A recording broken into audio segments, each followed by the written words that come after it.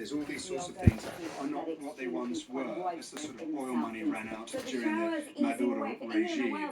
Things I think have been improving a little in recent years in terms of the economy, and they're certainly well trained. They are very, very experienced in that regard. So I think there is good personnel on the ground, and then it's just a question of whether or not they've been dispatched to the right parts of town. So America's correspondent Will Grant can, of course, keep across events in Venezuela via the live page that's running on the BBC News website. Now, the Canadian Broadcasting Corporation's joined the European Broadcasting Union.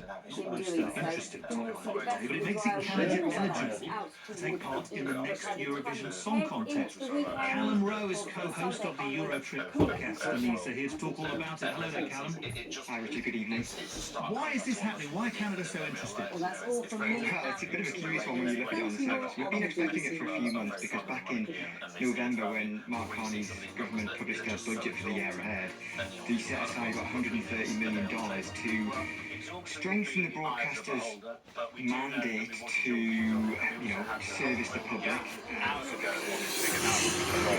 Thank you all.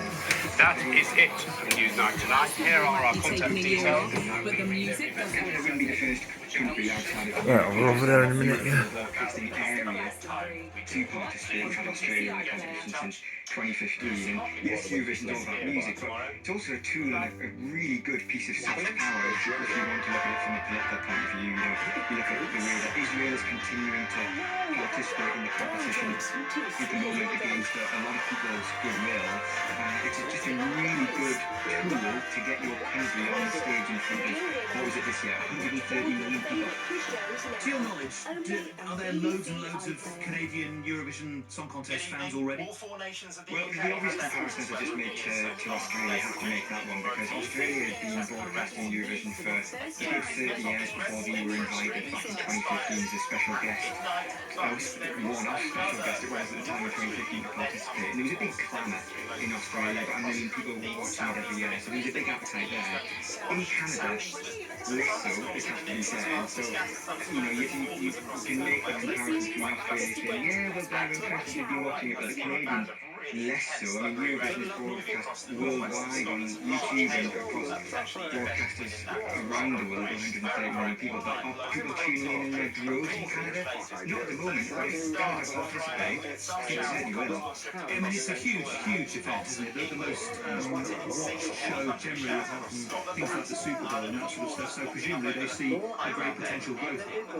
Yeah, definitely, and, if we just look back to the Eurovision Song Contest this year, there were 5 countries that actually boycotted this edition in Vienna just gone in May because of Israel's participation. So the Eurovision organisers were, they were fighting to bring back some other broadcasts from other countries. We had 5 disappear, but we had 3 come back, and Eurovision organisers want to keep Eurovision healthy. They want to make sure brand Eurovision is as strong as it can be. And if you're losing 5 countries one year, they're having to look outside of the usual pool of European countries that do participate. I mean, if we go back quite a few years, back to the 80s, Morocco did participate on a one-off, and they're certainly not European, so it's certainly not new that a non-European country would be participating, but a country like Canada, so far away a country like Canada to participate, that would certainly be new, but I'd bet a few pounds on it, on a Canadian artist being in Sofia in Bulgaria next year.